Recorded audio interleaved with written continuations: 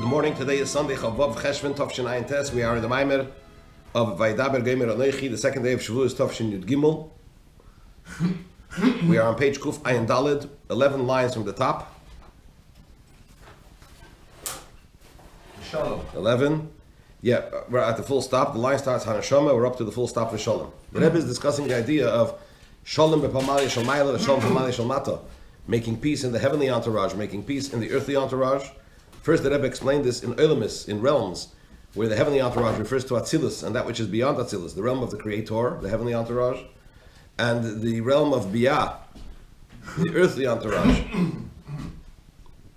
And in both those realms, we need to make peace, which means we need to bring down into those realms something which those realms are lacking. And that peace comes about through Torah, specifically through verbalizing Torah, Dibra Torah, which was the main aspect, Dibra Torah referring to the essence of the Torah, which was actually given to us at Matan Torah. Hashem gave it away to us down here on this earth at the giving of the Torah. And that was a distinct difference from the way the Torah was before the giving of the Torah, even though the forefathers learned the Torah and so on and so forth, but it was lacking that aspect of the essence of the Torah. And the peace that's brought into the heavenly entourage and the earthly entourage is accomplished through Dibra Torah, the verbalizing of the Torah, the essence of the Torah, which was given to us at Matan Torah. So too in the soul of man, we also have the aspect of the soul which is the heavenly entourage, and the aspect of the soul which is the earthly entourage, and that's of course a reference to the godly soul and the animal soul respectively, and both of those need to have introduced into them this aspect of peace, because each of them is lacking something. And the Rebbe explained that the godly soul is lacking something in the fact that it comes down into is able to become fused with the human body because it goes through a process which turns it into an entity of a created being. B'bchinas nivra, unlike the soul as it is in its source, where it's b'bchinas beirei, where it's fused and completely one with Hashem. That there's a slight change in that as it comes down through the process of ishtalshalus, as it comes down into the body. And particularly because also it clothes itself in the human body and in the animal soul, so therefore it is lacking that connection, that fusion as one with Hashem as it's rooted in its source. So we have to bring down that aspect from its source into it as it is down here in the body and clothing itself in the animal soul. What is the peace in the animal soul? That's where we're up to. Sholem and Shabbos and bringing peace into the animal soul, meaning to say, introducing into the animal soul something that it's lacking. Down here, and when it comes to the animal soul, not only is it possible for it to be lacking something, but even more so. Lacking something doesn't mean that it's opposed to godliness, to Kedusha. It just means that it's in a diminished state relative to its source. The animal soul is not only in a diminished state, but even more so, it's possible for the animal soul to actually sin, which means to be opposed to godliness and to Kedusha, to holiness. That's why we need to make peace in the animal soul. We need to introduce into the animal soul an aspect which will not only allow it not to be in a state of lacking Kedusha, but also it should not be possible for the animal soul to sin. How is that accomplished? The order of this, how this is accomplished, is firstly, we need to affect the connection between the godly soul and the animal soul. This is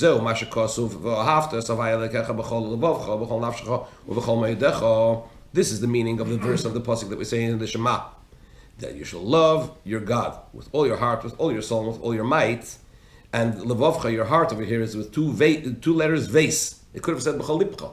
What's the meaning of b'chol levavcha? It means two aspects of the heart. V'doshu Chazal, our sages, interpret this as meaning b'chol levavcha b'shnei yitzarecha. The Gemara says in Brachas, you should love Hashem with all your heart, meaning to say with both your inclinations, not only with the godly soul, but also with what? With the animal soul. Hainu, this means shagam nefesh habamis is hapich la'aves havaya, that also the animal soul should be transformed to love Hashem. So that's stage one. We connect the animal soul to the godly soul, or the godly soul with the animal soul. So this brings about the animal soul to love God and godliness. Then we have to affect in the second stage. We have to bring about and to draw down b'nefesh habamis in the animal soul, gam me'etzem neshama, also from the very essence of the godly soul, through which when we draw down from the very essence of the godly soul into the animal soul, then we bring about that not only should the animal soul not be able to sin, but it should be lacking nothing. It should be in a state of wholesomeness, just like the godly soul. How is all this accomplished? This is accomplished through Torah. The key being that Torah is boundless, and is completely beyond the measure of the created. It has this boundless power that it could supersede all limitations of the created. Therefore, it affects refinement in the created being, completely beyond its measure, something that the created being on its own cannot accomplish. So that's Sholem b'pamali shalmata, bringing peace into the earthly entourage as it is in soul of man, meaning the animal soul. Ois Zion, chapter 7. With this we will also understand that in preparation to the giving of the Torah, the Jewish people said, Nasa v'nishma, we will do and we will understand. And they said, first what? We will do. And then they said, we will understand. Without even knowing what Hashem is going to say, they said, we accept it, we'll do it. Right? If you remember, the Rebbe was talking about the idea of the bittul. There's two types of bittul, two types of nullification. One is to the Ratzon Hashem, to Hashem's will. But then there is the bittul to the Baal Ratzon, to the one whose will it is, meaning to Hashem himself. Right? That's the idea of saying Nasa before Nishma. You don't even know what his will is. He hasn't articulated, he hasn't specified what he wants. And you say, whatever you say, I'll do. What does that mean? That's bittul to the Baal Ratzon, nullification to the master of the will, to Hashem himself. The idea of the giving of the Torah is what was given, as the Rebbe explained at length earlier in the Maimer. What was the essential aspect of that was given to us at Matan Torah? It's the idea of Dibra Torah, the verbalizing of Torah. The Rebbe explained at length that Medaber in the sequential levels, in ascending order of creation, where you have Daimim, Tzameach, Chai, Medaber, the inanimate, the vegetable, the animal, and the human is called Medaber. And the Rebbe explained that as it is in the world, as it is in man, and as it is in Torah. And that in Torah, the idea of Dibur, Medaber, is connected to the essence. Just like concerning the human being, the Rebbe explained at length that the idea of Dibur, the power, the ability to be able to articulate letters, comes from the very essence of the soul. That's why the person is called Medaber, as opposed to Bal Seichel, as opposed to the intelligent one. It's the one that is able to speak, to communicate. That power to be able to articulate words comes from the very essence of the soul. So too, when we talk about Torah, Dibura Torah is the very essence of Torah. In terms of Sfiris, we're talking about Keser, or even beyond. The very essence, right? So you have this aspect in man, and you have this aspect in Torah. So in Torah, there's the idea of Dibur. That's what Hashem gave away to us when He gave the Torah, which is limitless.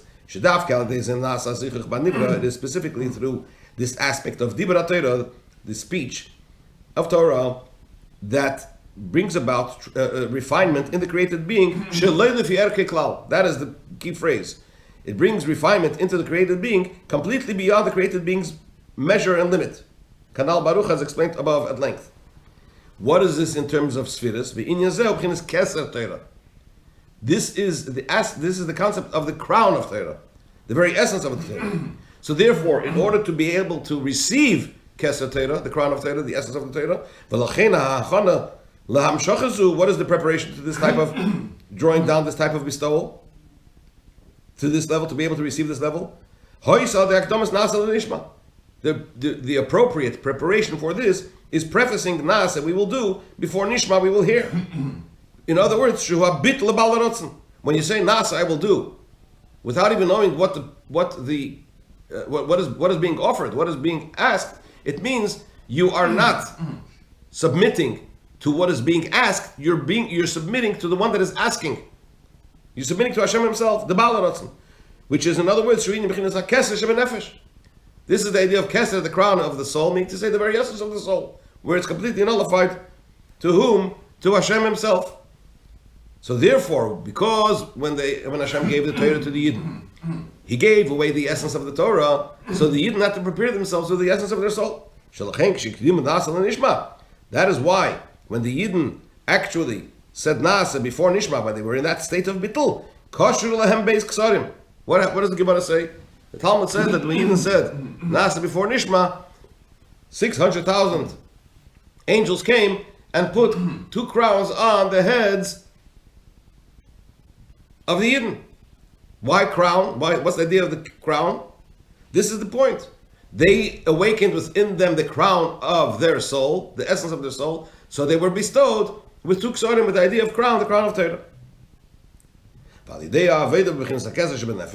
Through serving Hashem in the mode of the crown, with the crown of the soul, meaning to say with the essence of the soul, the bittul of the essence of the soul, they drew down the crown of the Torah, which is the idea of speech, the dibur Torah, the speech of Torah, as I explained earlier at length, the crown of the Torah, the essence of the Torah, which brings about essential transformation in the godly soul and in the animal soul.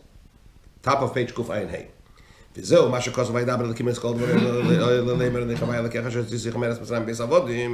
you recall, the Rebbe started the Maimer by asking, why does it say Anochi Havai Lekecha?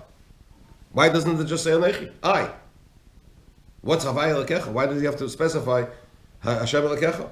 That was question number 1. Question number 2, he asked, what is Asher Yitzisicha Meretz Mitzrayim? Mi Beis Avodim, who's taking you out from the land of Egypt, from the house of slavery.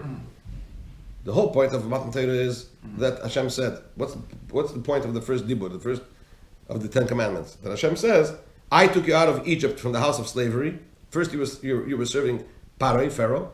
Now I'm taking you out of Egypt to serve me. For that it's enough to say, I am Hashem. I took you out from the house of slavery. Anochi Yitzisicha me'eretz Mitzrayim. Anochi Havaya Lekecha Asher Yitzisicha me'eretz Mitzrayim mi Beis Avodim. You could have said Anochi Yitzisicha mi Beis Avodim, and it would have communicated the same message. Why this apparent long phrase? And if you remember, the first question was that I've asked, what's Leimer? By Dabar Lekim is called Leimer. Hashem spoke all these words, so to say. Leimer usually means Hashem spoke to Moshe to communicate it onto the Yidden. Here, that doesn't fit because all the Yidden were present. So now the Rebbe brings that all together, and with the whole biur explanation that he gave above, he now explains the first pasuk of the 10 commandments of the Aseres HaDibros, and the Leimer also in the introduction to the Aseres HaDibros. The Hinei, HaKavon, the Matan Torah, what was the intent? What did Hashem intend by giving the Torah? What was given? As we said before, Hashem gave away the essence of the Torah, which is the idea of Dibur Torah, verbalizing Torah, as the Rebbe explained earlier. That denotes the very essence of the Torah. What's the point of giving away this aspect of the Torah to us? It's in order to refine the physical in a manner which is completely beyond the physical aspects measure, something that the physical cannot achieve on its own. It's completely beyond it. This is the meaning. That's why it says in the pasuk, I have taken you out from the land of Mitzrayim. What's Mitzrayim? Mitzrayim is from the expression of Mitzorim, limitations. The Hakavon of the Matan Torah, what's the intent of the giving of the Torah? It's to remove the limits, the boundaries and the limits. I've given you the Torah to take you out of limitation. Meaning to say, to accomplish something which we on our own are not able to do. This is accomplished specifically through this aspect of Dibur Torah, the essence of the Torah, the speech of Torah, which is limitless. The aspect of Torah, which is the crown, the essence of the Torah. So that is Asher Yitzisicha me'eretz Mitzrayim. This is why Hashem says over here, when he starts the opening of the 10 Commandments, he says, Anochi. What is Anochi? Specifically, says the Zohar, Anochi, I believe it's from the Zohar, from Kabbalah. Anochi, Misha Anochi, I, who am I? The essence of me.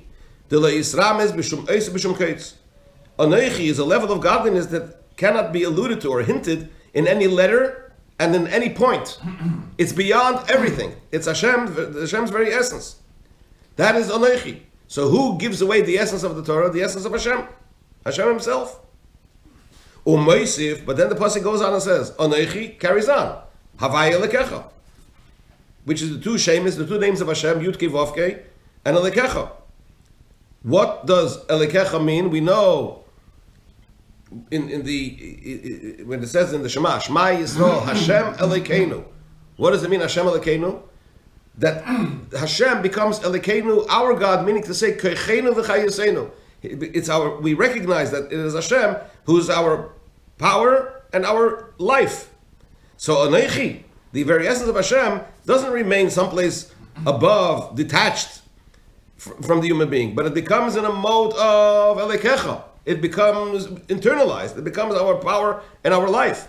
But in order for this level of Anochi, the very essence of Hashem, to become Elikecha, our power and our life, it needs to go through a process. For Anochi to become our God, meaning to say our power and our life, internalized to the Havaya.